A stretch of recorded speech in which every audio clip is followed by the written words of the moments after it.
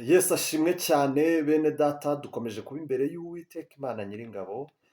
Uyu ni umunsi wa 22 wo kuba imbere y'Imana. Turashimira Imana ikomeje kubana natwe kandi irimo kumva gusenga kwacu. Twatangiye ibihe byo gusenga kugira ngo dusengere igihugu, dusengere itorero, dusengere abarwayi. Dusaba Imana kubana natwe mu mwaka wa 2022, dusengere ibyifuzo bitandukanye. Kandi twinginga Uwiteka kugira ngo aturengere, atwumve, adusubize vuba, kuko intego dufite iri muri Luka igice cya 18 umurongo wa 1 kugera kwa 8. Dusenge, dusoze umwaka dusenga, dutangire undi dusenga kandi tutarambirwa, kuko Uwiteka ntazabura kurengera intore ze zimutakira ku manywa ndetse na nijoro. Ndagira ngo rero dusenge, dusangire ijambo ry'Imana ry'uyu munsi. Mwami Imana Data wa twese uhoraho, ongera uhabwe icyubahiro kuri uyu munsi nawo kuko uwuduhaye. Turagushimira ko tukiriho kubw'ubuntu bwawe. Mu biganza byawe niho dushyize ubugingo bwacu n'imibiri yacu, kandi twiringiye gufashwa nawe. Umugisha umuntu wese ukurikira ijambo ryawe, ukunda kudukurikira muri izi gahunda zose z'ibihe byo gusenga. Umugisha abitaye ku ijambo ryawe bose bakaryumvira, kandi ishimwe n'icyubahiro bibe ibyawe mu izina rya Yesu Kristo umwami wacu, amen. Uyu munsi turakomeza, ari nako turushaho gutekereza cyane ku bihe turimo, ku minsi yo kwitegura Noheli. Turi mu cyumweru rwose cya Noheli. Nkabagira ngo dusome ijambo tugiye gusanga mu butumwa bw'isuko bwanditswe na Luka igice cya 2 umurongo wa 8, turasoreza ku murongo wa 20. Dusome mu izina rya Yesu. Muri icyo gihugu harimo abungeri bararaga ku gikumba bahindana kurinda umukumbi wabo. Nuko marayika w'umwami Imana bahagarara iruhande. Ubwiza bw'umwami burabagirana bubagota impande zose, bagira ubwoba bwinshi. Marayika arababwira ati, mwitinya, dore ndababwira ubutumwa bwiza bw'umunezero mwinshi uzaba ku bantu bose, kuko uyu munsi umukiza bavukiye mu murwa wa Dawidi, uzaba Kristo umwami. Iki ni cyo kiri bubabere ikimenyetso, nuko muri busanga umwana w'uruhinja yoroshwe imyenda y'impinja, aryamishijwe mu muvure w'inka. Muri ako kanya haboneka ingabo zo mu ijuru nyinshi ziri kumwe na marayika uwo, zisingiza Imana ziti, mu ijuru icyubahiro kibi cy'Imana, naho mu isi amahoro abe mu bo yishimira. Abamarayika bamaze gusubira mu ijuru, abungeri baravugana bati, nimuze tujye i Betelehemu turebe ibyabayeyo, iby'umwami Imana itumenyesheje. Bagenda bihuta, basanga Mariya na Yosefu n'umwana w'uruhinja aryamishijwe mu muvure w'inka. Babibonye babatekerereza iby'uwo mwana nk'uko babibwiwe. Ababumvise bose batangazwa n'ibyo abungeri bababwiye. Ariko Mariya abika ayo magambo yose mu mutima we, akajya ayatekereza. Maze abungeri basubirayo bahimbaza Imana, bashima Imana ku byo bumvise byose no ku byo babonye nk'uko babibwiwe. Imana itugirire neza cyane. Dukomeje kuba imbere y'Imana, ariko nanone tuniga ijambo ry'Imana, dusengera ibyifuzo bitandukanye, ariko ari nako twitegura umunsi mukuru wa Noheli, umunsi twibukaho ko Yesu yaje mu isi afite ishusho y'umuntu cyangwa se yambaye umubiri w'umuntu. Izina ry'Uwiteka nirishimwe. Ni muri urwo rwego rero ngira ngo dukomeze tunatekereza kuri aya magambo adufasha kurushaho kumva uko icyo gihe cyari kimeze, ariko cyane cyane turushaho no kumenya Yesu ari we, nk'uko icyumweru gishize cyose twabibonye ko yahozeho, ariho kandi ko azahoraho. Gusa muri icyo gihe, muri ya minsi twabonye, muri ya minsi yo kubarwa, muri ya minsi tumaze iminsi tureba, muri icyo gihugu ngo hari abungeri. Imana yacu itugirire neza cyane. Abo bungeri umurimo wabo wari uwo kurinda umukumbi, kandi bakawubamo ku manywa na nijoro. Izina ry'Uwiteka ririshimwe. Aha ngaha harimo isomo rikomeye cyane ry'abungeri ngira ngo tuze kwitaho, ryitwa kurinda umukumbi ku manywa ndetse na nijoro. Imana yacu itugirire neza. Aba rero nguko bakabaye bahindana barinze bari maso, birumvikana bashobora kuba bari bafite igishyito cy'umuriro kugira wenda imbeho itabica cyangwa se n'inyamaswa z'ijoro zitinya umuriro. Bamwe bashobora kuba barimo baruhuka, abandi bakanuye, bashobora kuba bose bari bakiri maso bataragera igihe cyo kunanirwa ngo umwe abwire undi ati buruhuka njyewe nanjye mbe nkurebera.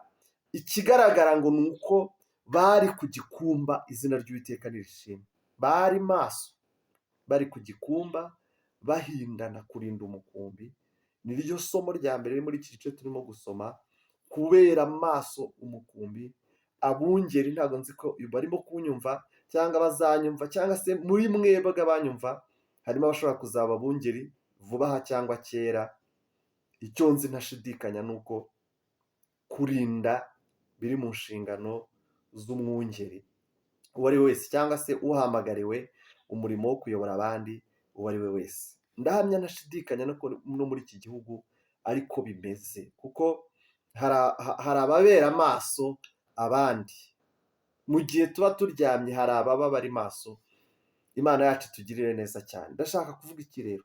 Aba rero kuko bari maso, kuko bari barinze neza, kuko bari bari mu murimo wabo neza, kuko bari bitaye ku murimo bakoraga kandi bawushyizeho umutima, byatumye marayika w'Uwiteka muri uko kugendagenda, mwibuka abamarayika baba bagendagenda mu isi, ni intumwa z'Imana zikorera Imana kandi ziba zigendagenda mu isi. Marayika w'Uwiteka yabahaye amakuru, harimo agendagenda bati hano hantu urumva umutekano. Umwami yari ari mu gihugu, uburinzi bw'ijuru n'umutekano w'ijuru byari hafi aho ngaho, izina ry'Uwiteka nirishimwe. Marayika rero aravuga ati reka bano bungeri mbaha amakuru. Abashyiriye abungeri amakuru, avuga ati ndababwira ubutumwa bw'umunezero mwinshi uzaba ku bantu bose. Iri ni ryo jambo rya kabiri ngira ngo tuganireho twige, rivuga ngo ubutumwa bw'umunezero mwinshi uzaba ku bantu bose. Ndagira ngo ntangarize umuntu wese wakiriye Yesu ko umunezero ari isezerano, kandi isezerano rifitanye isano n'agakiza.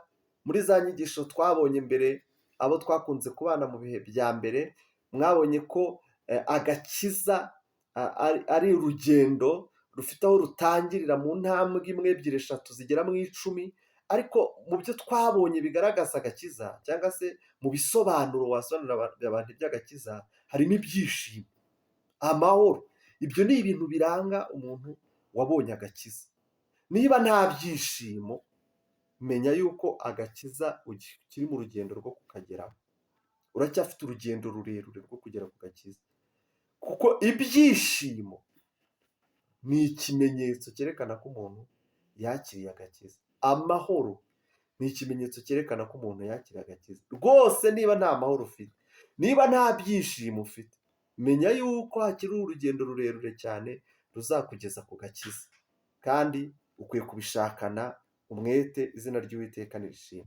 Ndababwira ubutumwa bwiza bw'umunezero mwinshi. Mbese agakiza twakiriye, intego, aho tugana, mbese icyo kari kagamije ni ubutumwa bwiza bw'umunezero mwinshi. Izina ry'Uwiteka nirishimwe. Kuko uyu munsi mu murwa wa Dawidi habavukiye, cyangwa se umukiza bavukiye mu murwa wa Dawidi uzaba Kristo umwami. Uwavutse deja yavutse ari umukiza.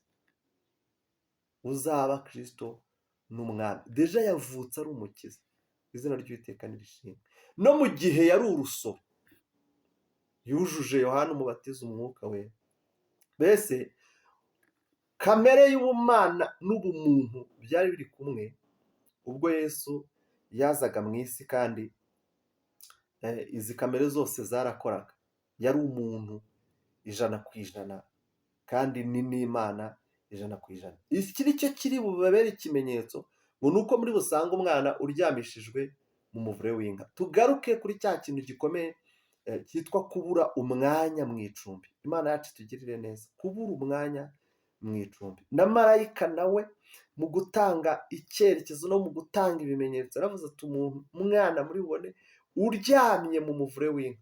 Mbese muri Yudaya yose nta wundi muntu wari uryamye mu muvure w'inka. Abajya batekereza ko Yesu yavukiye mu bukene, ntimwibeshye, ntabwo impamvu yari mu muvure w'inka ari ukubera ubukene, kuko iyi Yudaya yose yari irimo abakene benshi, ariko nta n'umwe waryamishaga umwana we mu muvure w'inka.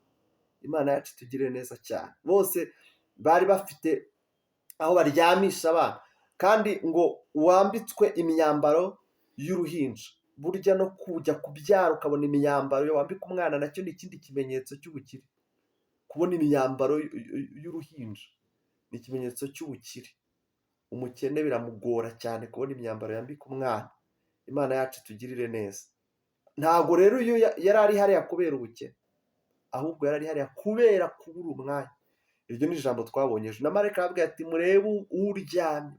Ntabwo muri mwitiranye n'undi, kuko nta wundi uryamye mu muvure we. Abantu benshi bafite uko bashobora kubitekereza. Se mu muvure w'inka yakoraga iki? Ese ko yaraje kuba umwami n'umukiza, kandi inka zarajyaga zikora akazi ko gutambwa kugira ngo abantu babarirwe? Se ubwo twavuga ko yari arimo ahererekanya ububasha n'inka? Ibyo ngibyo sinabigarukaho, sinanabitinda. Ariko icyo nshaka kuvuga ni uko niwe wenyine wari uryamye mu muvure, niwe mwana wenyine wari uryamye mu muvure w'inka icyo gihe. Imana yacu itugirire neza. Ngo nuko muri ako kanya ngo ingabo zo mu ijuru nazo ziba zirabonetse. Bakimara kumva ubwo butumwa, marayika yari ari kumwe n'abandi bamarayika benshi. Ingabo zo mu ijuru ni ibinyabuzima byo mu ijuru, cyangwa se abamarayika bari aho ngaho benshi, ngo baraboneka nabo, abashumba nabo barababona, ariko ngo bari benshi. Izina ry'Uwiteka nishimwe. Ndafashijwe. Abamarayika baba ari benshi. Reka nkubwire, nubwo uri mu bihe bikomeye, nubwo turi kugusengera urwaye urembye cyane, nubwo turi kukwingingira mu bihe bitakoroheye, ariko icyo mpaye kumenya ni uko abamarayika ari benshi cyane. Aho uri, aho ugenda, aho uherereye, ingabo zo mu ijuru ni nyinshi cyane zitugose. Izina ry'Uwiteka nirishimwe. Ibyiringiro byanjye birazamutse cyane, kuko ingabo zo mu ijuru ni nyinshi cyane, ziturindiye umutekano, ziturindiye ubuzima. Wigira ubwoba. 2020 ingabo zo mu ijuru, nubwo utarimo kuzibona, ariko burya zirahari. Izina ry'Uwiteka nirishimwe. Babonaga marayika umwe, ariko ngo muri ako kanya ingabo zo mu ijuru ziraboneka, ariko zibonekana n'indirimbo. Ari naryo somo nanone rya gatatu ngira ngo ngarukeho, rivuga ngo ni isomo rya 4, rivuga ngo mu ijuru icyubahiro kibi cy'Imana, no mu isi amahoro abe mu bo yishimira. Bivuze iki? Bivuze ngo niba Imana ikwishimira, uzagira amahoro mu isi. Izina ry'Uwiteka nirishimwe. Amahoro tuyabuzwa nuko Imana itatwishimiye. Ibimenyetso by'uko Imana itwishimiye harimo n'amahoro. Kuba ubuze amahoro ni uko hari ikintu kitarimo kugenda neza mu ruhande rwawe n'Imana. Imana itugirire neza cyane. Ngo nuko abamarayika bamaze gusubira mu ijuru, cyangwa se abamarayika bamaze gusubira muri wa mwanya wo kutagaragara, aho abashumba batababona. Ubwo nibyo twe twita gusubira mu ijuru, ariko ni kwa kundi amaso yacu asubira uko yari asanzwe, ntitwongere kugira icyo tubona. Ngo abungera bati ariko ni gute dushobora kubona ibi bintu hanyuma tukaguma ntitujye i Betelehemu kujya kureba niba koko ari ibyanyabyo? Ngo bahita biruka bajya i Betelehemu bajya kureba. Amakuru ya mbere na mbere abashumba nibo bayamenye mbere. Ngo bagenda bihuta, basanga Mariya uko babibwiye, basanga niko bimeze. Batekerereza Mariya na Yosefu, ndetse ngo n'abari aho bababwira ibyo babonye. Ngo nuko ababumvise bose batangazwa n'ibyo abungeri bababwiye. Imana yacu itugirire neza cyane. Ngo ariko Mariya abika ayo magambo yose mu mutima we, ngo akajya yatekereza. Ngo nuko abungeri ngo bisubirayo bahimbaza Imana, bashima Imana ku byo bumvise no ku byo babonye nk'uko babibwiwe, bisubirira ku kazi kabo. Izina ry'Uwiteka nirishimwe. Ngo ariko Mariya ngo ayo magambo yose akajya yatekereza, akayahuza n'ayandi yabwiwe ataratwita akiri umwari, akayahuza na yindi yabwiwe na Elizabeth ngo zitwuhiriwe. Ngo ayo yose akajya yatekereza. Haleluya. Izina ry'Uwiteka nirishimwe. Harimo isomo rikomeye cyane ryo kuzirikana amagambo Imana yavuganye natwe. Hari amagambo Imana ivuganye natwe muri iyi minsi ishize, hari ayo ivuganye natwe mu myaka yatambutse cyane. Ayo magambo y'Imana yose biradukwiye ko tuyazirikana. Izina ry'Uwiteka nirishimwe. Ndagira ngo dutekereze kuri ibi bintu. Dutekereze kuri iki gihe, kuri uyu murimo w'abungeri wo kubera amaso umukumbi no kuwurinda. Dutekereze kuri uyu marayika wavuze ubutumwa bw'uko ari bw'umunezero mwinshi uzaba ku bantu bose. Rega ni ubutumwa bw'umunezero mwinshi wari ukwiye kuba ku bantu bose, abazemera bose. Imana yacu itugire neza cyane. Nuko arababwira ati umukiza yabavukiye uzaba Kristo n'umwami. Ikimenyetso ni umwana uryamye woroshwe imyenda y'uruhinja, ariko mu muvure w'inka. Nta wundi wari wabuze aho akwira uretse Kristo. Imana yacu itugire neza. Kane, amahoro mu isi aba mu bantu Imana yishimira. Izina ry'Uwiteka nirihabwe icyubahiro kandi rihimbazwe. Hanyuma nyabuneka ivuganye nawe niyo kwizerwa. Wizere ibyo ivuganye nawe kandi ubigenzure, uhora uzirikana mu mutima wawe ibyo Imana yavuganye nawe, ko nta na kimwe kizayinanira kugisohoza. None bene data, niba ufite inshingano mu muryango, uri umubyeyi, uri umugabo, ufite inshingano zo kurera mu buzima bwa gikristo abana bawe, ufite inshingano mu muryango, ririya ni itorero ryo mu rugo iwawe, ufite inshingano, uri umwungeri, uri umushumba, ufite inshingano zo kwita ku buyoboye, uri umuyobozi mu gice runaka, umuyobozi w'umudugudu, umuyobozi w'isibo, ufite inshingano. Ese ubereye maso abantu uyoboye? Imana yacu tugire neza cyane. Ubitayeho? Uri maso? Ese uri gutega amatwi ibyo Imana ivuga? Uri kubizirikana? Ese uyu munezero mwinshi wakugezeho cyangwa ntabwo urakugeraho? Ese ufite amahoro muri iyi si ibuze amahoro? Ese ufite ibyishimo? Imana yacu tugirire neza cyane. Ese uzirikana ibintu Imana yavuganye nawe? Ntabwo mbizi, ariko fatanya natwe kwizera no gukomeza gusenga Imana. Dukomeje kwinginga Imana kugira ngo izabane natwe mu 2022. Dukomeje kwinginga Imana kugira ngo idufashirize abasore n'abakobwa, iturindire abana, iturindire umwuka w'isi. Imana yacu tugire neza cyane. Nibyo koko ubuzima bw'umuntu na kavukire ye n'inkomoko ye arimo igice kinini cyane cy'ikibi kandi gifite imbaraga ubwo adashobora kunesha, ariko afite n'igice cy'icyiza, kuko Imana iturema yaduhushyemo umwuka w'ubugingo. Niyo mpamvu kamere yacu ihoramo ibice bibiri, ihoramo ikijyana mu kibi, igahoramo n'ijwi ritugarura mu gice cyiza. Ariko wakwizera Yesu, wakwemera Yesu, ukizera Yesu, watera ya ntambwe twabonye yo gusindishizwa no guhindurwa icyaremwe gishya, ntiwongere kuba imbata z'ikibi. Izina ry'Uwiteka nishimwe. Imana nyir'ijuru n'isi nigushoboze, Imana nyir'ijuru n'isi nigufashe, Imana nyir'ijuru n'isi nimfashe, nawe gufashe. Dukomeze tugume mu mwanya dukwiye kubamo, twizeye ijambo ry'Uwiteka, dufite ibyishimo n'umunezero mwinshi, dufite amahoro atangwa n'Imana, dufite amahoro mu isi ibuze amahoro. Izina ry'Uwiteka nishimwe. Tuzirikana ibyo Imana yavuganye natwe, nta na kimwe itazasohoza. Tumenya neza ko ingabo zo mu ijuru z'abamarayika ziri iruhande rwacu, ziri hafi yacu, kugira ngo imirimo n'ibitangaza bikoreke. Izere gusa uyu munsi urabona ubwiza bw'Imana. Mu izina rya Yesu, amen. Dusenge. Mana yacu shyirwa hejuru. Iyi minsi turimo twitegura umunsi mukuru wa Noheli wo kuzirikana ko Yesu yaje mu isi yambaye umubiri w'umuntu, aje kudupfira, aje kuducungura. Turagushimiye, aje kutwigisha no kutwungura ibyo kukumenya. Turagushimiye, tunakwinginga kugira ngo dufashe twinjire muri uyu munezero mwinshi, twinjire muri aya mahoro. Nubwo isi ibuze amahoro, ariko twebwe tugira amahoro kuko wanesheje isi. Izina ryawe Uwiteka nirishimwe. Nyemerera ufashe umuntu wese wumvise iri jambo kugira ngo yongere agire ibyiringiro, kugira ngo yongere akomere, kugira ngo yongere agire imbaraga muri wowe, kandi ishimwe n'icyubahiro bibe byawe. Nyemerera Uwiteka Imana nyir'ingabo, Imana nyir'ijuru, Imana nyir'ubwami, Imana nyir'ububasha bwose, usohoze amasezerano y'abantu bawe, ko hari ibyo wavuganye n'abantu bawe batekereza ko bitazaba, ariko ndakwinginze kugira ngo 2022 usohoze amasezerano. Hari abasore sengera ubakorera ubukwe, hari abakobwa sengera Mana ubagirire neza. Ndakwinginze, hari abakobwa nsengera hari mu rwawe, ndakwinginze kugira ngo bagire neza. Hari abo nsengera hari muhoro, ndakwinginze kugira ngo bagire neza. Hari abo nsengera Mwami kuri uyu musozi hari ibyifuzo nakiriye, ndakwinginze kugira ngo imbaraga zawe zikora ibikomeye mu buzima bwabo, barinde umwuka mubi w'ubutinganyi, barinde umwuka w'ubusinzi n'ubusambanyi, ubarinde ubuzererezi n'ubwomanzi, abasore bari mu biruhuko baje mu biruhuko, abana bacu barindisha imbaraga zawe, turasenze ukuboko kwawe kwiza ku buryo kuzabana natwe muri 2022. Turi mu gihe gikomeye, icyorezo cyakajije umurego, ariko ibyiringiro byacu biri muri wowe, turi gukora ibishoboka byose ngo izi nkingo, nguko kwirinda, ngo iyi ntera, kwambara agapfukamunwa, ntako tutagize, ariko hari ikindi cyasigaye dukwiye kugira, ni nacyo turimo dukora uyu munsi. Turasenze kugira ngo dukirize igihugu kubw'ubuntu bwawe, kandi ishimwe n'icyubahiro byawe.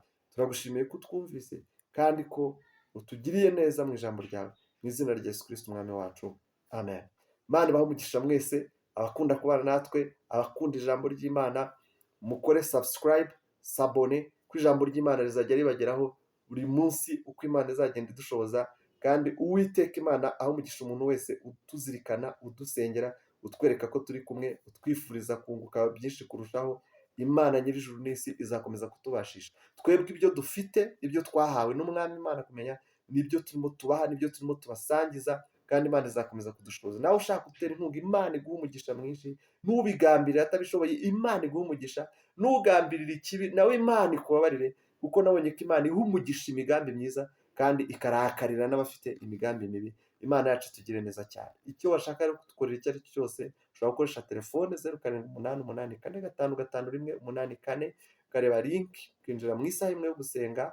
Ni groupe dusengeraho buri munsi, isaha imwe yo gusenga, saa 8:30 kugera saa 9:30 z'ijoro, twingingira igihugu, twingingira itorero, twingingira abantu b'Imana ku byifuzo bigiye bitandukanye, kandi Imana irimo gukora ibitangaza. Hari abamaze kwinjira mu kazi, hari abamaze guhindurirwa akazi, hari abamaze gukira bari barwaye, hari abamaze gusohoka mu nzu y'imbohe bari barenganijwe. Izina ry'Uwiteka nirishimwe kandi rishyirwe hejuru. Turashimira Imana nyir'ijuru n'isi ikomeje kubana natwe, izina ryayo nirihabwa icyubahiro. Imana iguha umugisha rero, inkunga iyo ari yo yose Imana iguhera umugisha, ibitekerezo, inama, icyifuzo byose Imana ibibahera umugisha mu izina rya Yesu. Mwari kumwe na Evangeliste Bernard Kabenga. Imana ibahe umugisha.